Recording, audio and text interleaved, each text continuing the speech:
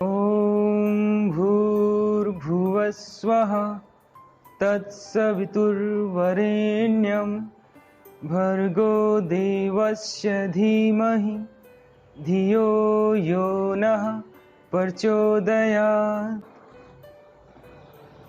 नमस्ते दोस्तों, मैं आनंद एक बार फिर से आप सभी का स्वागत करता हूं आपके अपने YouTube चैनल योगिक भारत पर। दोस्तों, लास्ट वीडियो में हमने योग के अर्थ, महत्व और आवश्यकताओं पर बात की थी। आज हम योग के स्वरूप पर बात करेंगे कि आखिर योग का वास्तविक स्वरूप क्या है। यह वीडियो बहुत ही इंपॉर्टेंट है, विषय बहुत ही इंपॉर्टेंट है, इसलिए वीडियो को पूरा देख। दोस्तों, योग विश्व के कल्याण का, उपकार का आधार है, अतः प्रत्येक मनुष्य को इसे जीवन में अपनाना चाहिए, ग्रहण करना चाहिए, इसका प्रचार प्रसार करना चाहिए। और जैसा कि आप देख ही पा रहे हैं, आज घर घर में, देश विदेशों में योग का बहुत बड़े स्तर पर, बहुत बड़े लेवल पर प्रचार प्रसार हो रहा है। और इसमें हमारे देश के माननीय प्रधानमंत्री श्री नरेंद्र मोदी जी और अन्य कुछ योगियों का बहुत अहम योगदान है। परंतु कुछ तथाकथित योगियों ने, योगाचार्यों और धर्मगुरुओं ने योग में विभिन्न प्रकार की भ्रांतियां फैलाकर योग के वास्तविक वैदिक स्वरूप को बिगाड़ कर रख दिया है और इसे योग से योगा बनाकर कुछ आसन, प्राणायाम और श्वसन क्रियाओं तक ही सीमित कर दिया है। दोस्तों, आसन और प्राणायाम हमें मानसिक और शारीरिक स्वास्थ्य प्रदान करते हैं और एक स्वस्थ व्यक्ति ही जो शारीरिक रूप से और मानसिक रूप से स्वस्थ होता है वही योगी बन सकता है और योग कर सकता है। परंतु तथाकथित योगी, योगाचार्य और धर्मगुरुओं ने कुछ भ्रांतियों को ही योग का नाम दे दिया है, जैसे कि भूमि में दबकर बैठने का नाम, लंबे समय तक श्वास रोकने का नाम, एकांत स्थान में मौन होकर बैठने का नाम, अग्नि में तपने का नाम। और अग्नि में तपने के नाम पर अपने चारों तरफ अग्नि लगा लेते हैं, बीच में बैठते हैं, शरीर पर बीटने का लेप करते हैं, राख का लेप करते हैं, उस स्थिति को योग का नाम दे रहे हैं। उसके साथ ही कुछ प्राणी अपने इष्ट देव के नाम पर पशु पक्षियों की बलि देकर और मादक द्रव्यों का सेवन करके, शराब का सेवन करके नशे में मग्न रहने का नाम योग बता रहे हैं। जबकि कुछ लोगों ने तो अपने जाति पाति के नाम पर, धर्म, मत, पंथ, संप्रदाय के नाम पर योग को बांट कर रख दिया है। जबकि योग तो संपूर्ण प्राणियों के लिए एक है, समस्त प्राणियों के लिए एक है। योग कहता है मनुर्भवा, अर्थात मनुष्य बनो, और मनुष्य वही है जो प्रत्येक कार्य को विचार करके करे। दोस्तों, यदि ये योग का वास्तविक स्वरूप नहीं है तो फिर क्या है? अब हम योग के वास्तविक स्वरूप पर बात करते हैं। इस संपूर्ण ब्रह्मांड में 3 पदार्थ विद्यमान हैं जो कि नित्य हैं। नित्य का मतलब जो हर पल, हर क्षण विद्यमान रहते हैं, कभी नष्ट नहीं होते।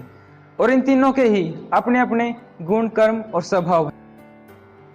प्रकृति, प्रकृति मतलब जो सूक्ष्म स्वरूप है, जो अणु स्वरूप है, जिनसे इस संपूर्ण ब्रह्मांड बना हुआ है, पंच महाभूत बने हुए हैं, आपका शरीर और मेरा शरीर बना हुआ है। इस प्रकृति का एक गुण है, वह जड़ है। जड़ मतलब जो अपने आप क्रिया ना कर सकती हो, जिसमें विचार करने की शक्ति ना हो, वह जड़ है।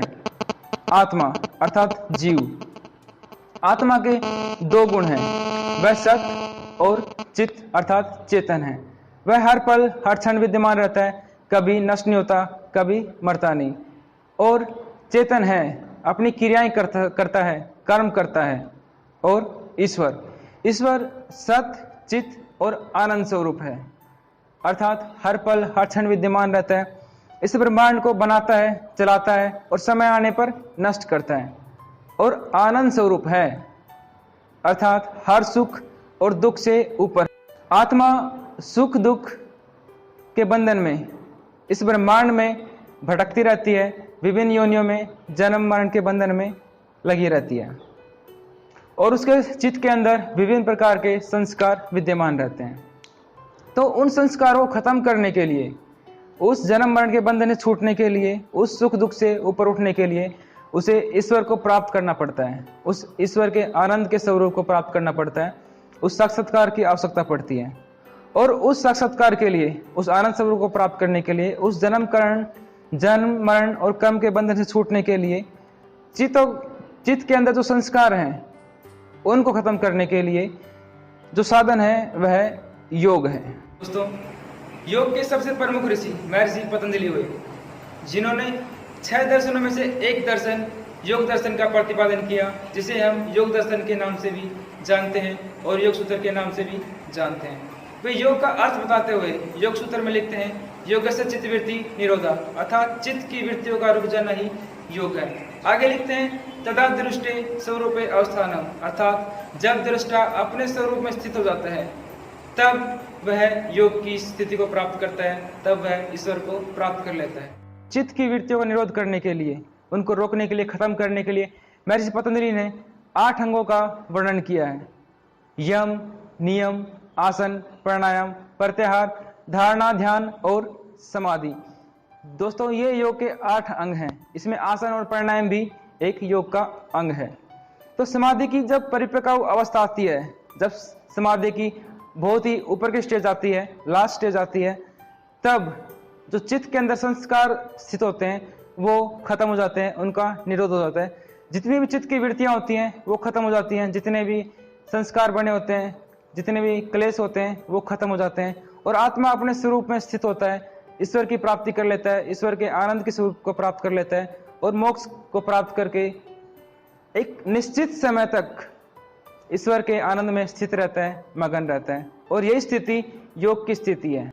योग के वास्तविक स्वरूप को न अपनाने से आज युवा पीढ़ी घोर अंधकार में जा रही है। आप देख ही रहे हैं कि जो बच्चे, जो व्यक्ति योग विद्या को ग्रहण कर रहे हैं विभिन्न इंस्टीट्यूट, कॉलेज, यूनिवर्सिटी या अन्य स्थानों से, जब आप उनको देखते हैं तो आप पाएंगे कि उनके गुण, कर्म, स्वभाव, उनकी वाणी, उनके विचार, उनका स्वभाव, उनके संस्कार एक वास्तविक योग साधक के अनुसार नहीं है। गालियां देना, झूठ बोलना, गलत काम करना, लड़ाई झगड़े करना एक नॉर्मल बात है। ईर्ष्या, द्वेष, काम, क्रोध, लोभ, मोह आदि उनके अंदर कूट कूट कर भरे पड़े हैं। इन सब को खत्म करने के लिए वास्तविक वैदिक योग के स्वरूप की आवश्यकता है, वास्तविक योग को अपनाने की आवश्यकता है। दोस्तों इस वीडियो में बताई गई बातों के अनुसार आप स्वयं को कहाँ देखते हैं, आपके लिए कौन सी बात है, उस पर विचार अवश्य करें और उसे ग्रहण करें। यदि योग के अन्य किसी विषय के बारे में आप जानना चाहते हैं तो हमें कमेंट करके अवश्य बताएं। यह वीडियो आपको कैसी लगी यह भी बताएं। वीडियो को लाइक करें, शेयर करें, चैनल को सब्सक्राइब करें और बेल आइकन को अवश्य प्रेस करें। नमस्ते, धन्यवाद।